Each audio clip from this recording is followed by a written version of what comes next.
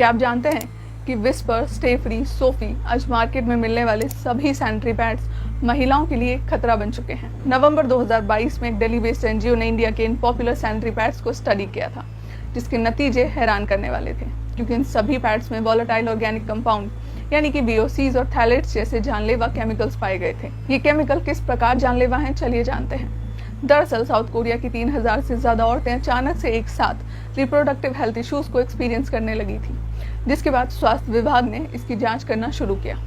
मालूम पड़ा कि सारी औरतें तो एक ही कंपनी का पैड यूज करती थी। अब मामले की जांच और संगीनता से होने लगी।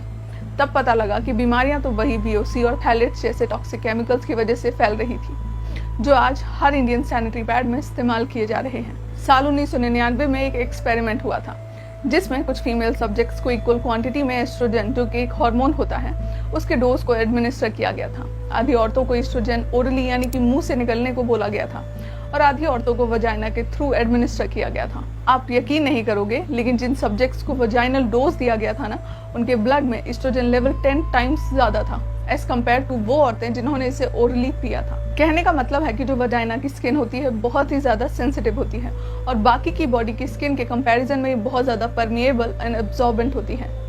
इसीलिए डॉक्टर्स खुद ये कहते हैं कि वजाइना की स्किन पर कोई भी केमिकल टच कराना उस केमिकल को खुद खाने से भी ज्यादा खतरनाक है। यानी सवाल भारत की आधी आबादी की जान का है।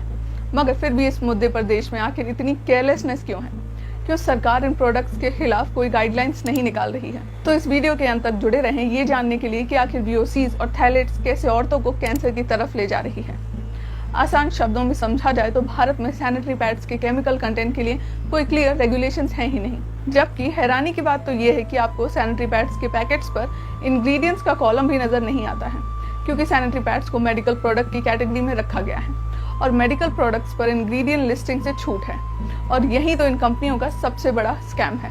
इस स्कैम को बढ़ावा दे रही है पीरियड्स के प्रति हमारी मानसिकता। शायद आपको इस बात पर यकीन ना हो, लेकिन क्या आप जानते हैं कि पुराने जमाने में महिलाएं पैड्स की जगह मिट्टी, राख, पत्तों का इस्तेमाल किया करती थी, जिसके कुछ समय बाद महिलाओं ने कपड़ों का इस्तेमाल करना शुरू कर दिया। जिसके बाद कुछ सैनिटरी बेल्ट्स भी मार्केट में आए थे, मगर इनकी बनावट देखकर ही आप समझ सकते हैं कि ये कितने अनकंफर्टेबल होंगे। जिसके बाद ये कंफर्ट के इश्यूज को फिक्स करने के लिए इन्वेंशन हुआ सैनिटरी पैड का, जो इंटरेस्टिंगली वर्ल्ड वॉर 2 के दौरान कुछ नर्सेस ने किया था, वो भी आदमियों के लिए। घायल सोल्जर्स को ट्रीट करने के लिए उस समय सेल्यूकॉटन नाम का एक अब्सॉर्प्टिव मटेरियल यूज होता था। कुछ नर्सेस को रियलाइज हुआ कि मटेरियल तो मेंस्ट्रुअल ब्लड को भी सोखने के लिए एकदम परफेक्ट है, और ऐसे ही the first sanitary pad was made. 70 के दशक में पैड्स तो इन्वेंट हो गए, जो कि फीमेल हाइजीन का सबसे बड़ा पार्ट है, मगर फिर भी हमारे देश में इस टॉपिक को लेकर कई सारे टैबूज थे। यही वजह है कि इन्वेंशन के लगभग 15 साल बाद पहली बार टीवी पर पीरियड्स शब्द का इस्तेमाल 1985 में आए एक विज्ञापन में किया गया, वो भी बहुत ही शर्म के साथ। कोर्टनी कॉक्स, जिन्होंने मोनिका का कैरेक्टर निभाया था फ्रेंड्स में, उन्होंने इसे फर्स्ट टाइम टेलीविजन पर यूज किया था। इनफैक्ट आज भी अगर आपने नोटिस किया हो तो बहुत समय तक सैनिटरी पैड्स के विज्ञापन में ब्लड को रिप्रेजेंट करने के लिए ब्लू जेल जैसे लिक्विड को दिखाया जाता था। If you think about it, एक टॉप सैनिटरी पैड के ब्रांड का नाम भी विस्पर है। I mean, क्या आपको ये आयरॉनिक नहीं लगता है? क्योंकि फिल्मों में तो हमें ब्लड शेड और वायलेंस देखना बहुत पसंद है, लेकिन एक महिला की लाइफ से जुड़े इस नेचुरल और नॉर्मल फेस को लेकर लोग आज भी इतने ज्यादा ट्रिगर क्यों हो जाते हैं?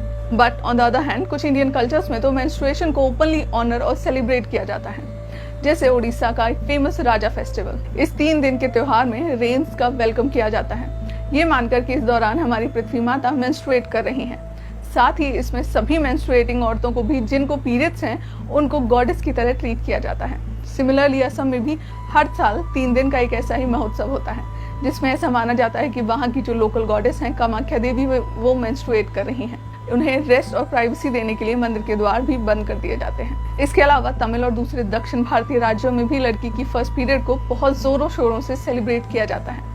इसे हाफ साड़ी फेस्टिवल भी कहा जाता है, जहाँ पर लड़कियों को आधी साड़ी पहनाकर उनकी पूजा की जाती है और उन्हें बहुत सारे गिफ्ट भी दिए जाते हैं। इनफैक्ट हिंदू धर्म में तो कॉस्मिक योनि यानी कि वजाइना को यूनिवर्स की शुरुआत का सिंबल माना जाता है, एंड इसीलिए हमारे धर्म में योनि पूजा भी बहुत प्रिवलेंट है। बेसिक पॉइंट्स कि हमारी कोई भी वेदास, कोई भी हिंदू स्क्रिप्चर्स में ऐसा कहीं भी एक्सप्लिसिटली नहीं कहा गया है कि जो मेंस्ट्रुएशन होता है वो बहुत ही बुरी या फिर बहुत ही इम्प्योर चीज है। बट इन सब के बावजूद भी आज हम सबको पता है कि हमारे कल्चर में मेंस्ट्रुएशन को लेकर टैबू है ही। अब हाल ही में हुए एक इंसिडेंट को ही ले लो।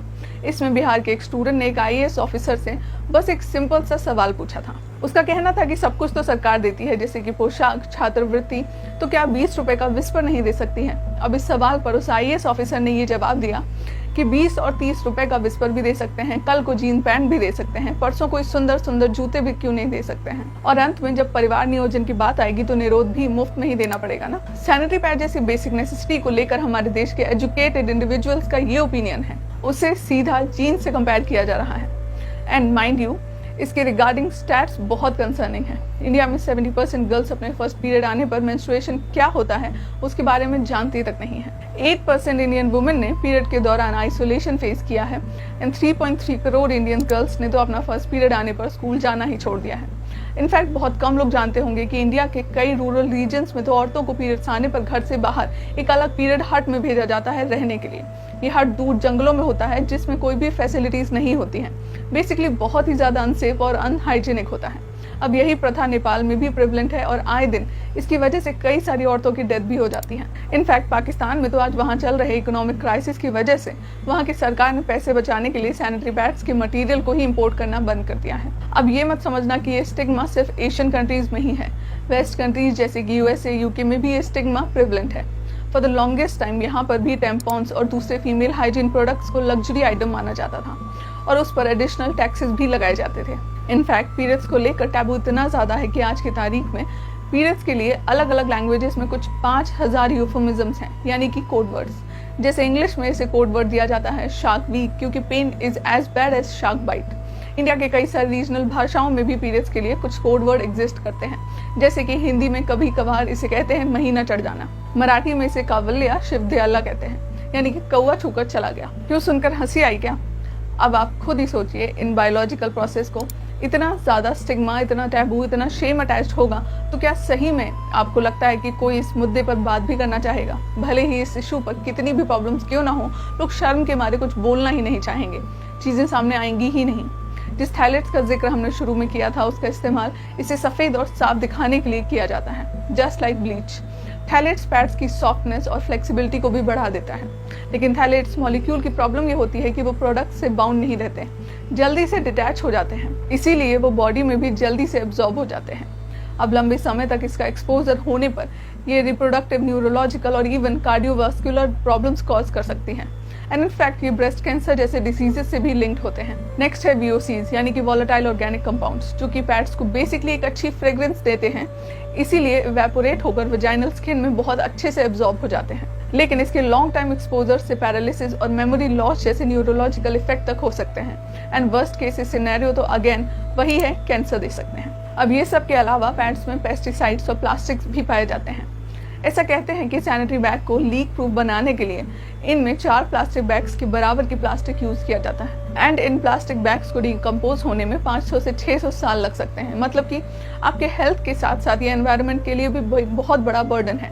But here's the big question, sanitary pads नहीं तो और क्या? मार्केट में tampons, menstrual cups, menstrual disc जैसे बहुत सारे ऑल्टरनेटिव्स अवेलेबल हैं, लेकिन ये इतने भी रेडिली अवेलेबल नहीं होते हैं। बट फिर भी इंडिया में आज बहुत सारे locally made eco friendly pads available हैं, जैसे कि ये बनाना लीफ फाइबर पैड्स, ये बायोडिग्रेडेबल हैं, रियूजेबल हैं, कॉस्ट इफेक्टिव हैं एंड 100% सेफ भी हैं। एंड अगर कॉस्ट की बात करें तो इसका एक पैड जो कि मिनिमम 1 साल तक तो चल ही जाएगा, उसका प्राइस है 370 रुपीज। एंड लड़कियां तो जानती ही होंगी कि वो साल में पैड्स पर कितना खर्च कर लेती हैं, आराम से मिनिमम 2 to 3,000। एंड इसके अलावा भी इंडिया में कई सारे स्मॉल बिजनेसेस हैं, जैसे कि आनंदी पैड्स, माई पैड्स, आज़ादी पैड्स एक्सेट्रा एक्सेट्रा, जो कि ऐसे ही बैम्बू, वाटर हाइसिंथ एंड कपड़े वगैरह के बने होते हैं। अब ये सारे पैड्स भी रेगुलर पैड्स के कंपैरिजन में बहुत ज़्यादा सेफ और चीप भी होते हैं। बट आई अंडरस्टैंड कि ये ऑप्शंस उतने ज़्यादा लीक प्रूफ या फिर कन्वीनियंट नहीं होंगे जैसे ये रेगुलर पैड्स होते हैं। एंड इसीलिए ही बहुत ज़्यादा ज़रूरी है कि गवर्नमेंट जितना जल्दी हो सके इन सारे इश्यूज़ पर कोई रेगुलेशंस लेके आ सके, क्योंकि इंटरेस्टिंगली अगर कैलकुलेट करें तो एक एवरेज औरत अपने लाइफ के 10 साल पीरियड्स में ही बिताती हैं। फिर मुलाकात होगी एक नई वीडियो में, तब तक के लिए नमस्कार।